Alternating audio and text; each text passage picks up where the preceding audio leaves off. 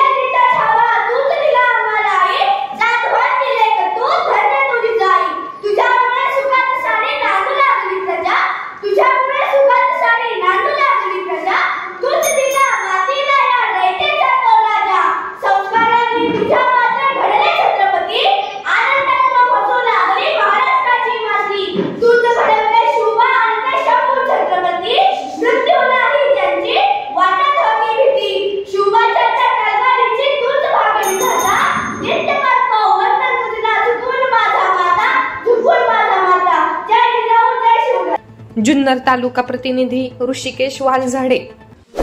ताज्या बातम्यांसाठी आणि अपडेट्ससाठी राष्ट्रीय लोकराज्य न्यूज चॅनलला सबस्क्राईब करा, तसेच लाईक आणि शेअरही करा।